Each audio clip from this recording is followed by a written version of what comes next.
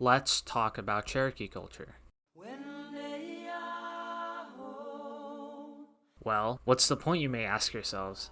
With a quick search, we can see that there's not really that many Cherokee alive today, so you may think they don't really have much significance. Well, what impact do they have today, and what's their place in today's society? Well, let's start with the culture of Cherokee people. The Cherokee people, like many other cultures that we often look at, have their own distinct music, food, clothing, traditions, and general way of life. But what separates the Cherokee from others? I could explain the different aspects of their lives, but what I think makes the Cherokee culture very interesting is their tradition of storytelling. The stories they would tell would not only be used for entertainment, but they would also teach morals and values that often explain the world around us and the nature of humans. For example, one of the stories called The Race Between the Crane and the Hummingbird involves two different animals, a crane and a hummingbird. These two were both in love with a pretty woman, but she preferred the hummingbird.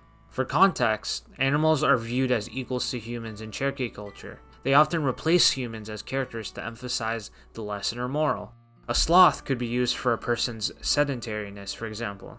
Now, this hummingbird was majestic and handsome and flew like lightning, while the crane was heavy, slow, and awkward. The woman offers them a race around the world, feeling confident the hummingbird would win.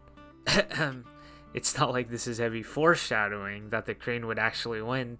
The hummingbird couldn't possibly lose now, could he? Spoiler alert, he does lose. Little did the woman know, the crane was actually capable of flying all night. The first day, the hummingbird was ahead, but by the time he awoke, he saw the crane was farther. With each morning and day, the crane had built up distance until the hummingbird hadn't even seen him at all.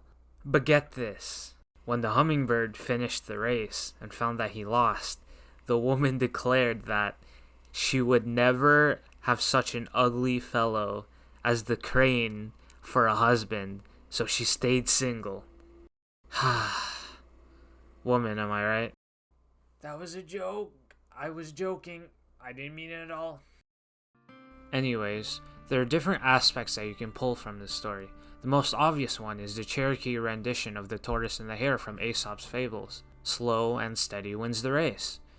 Another one that I interpreted was, just because you put in effort to accomplish a goal, it doesn't mean you're obligated to a reward.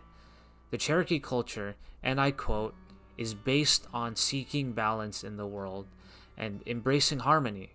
Being in balance means being responsible for one's actions and remembering the good of the whole, the family, the tribe, and the earth.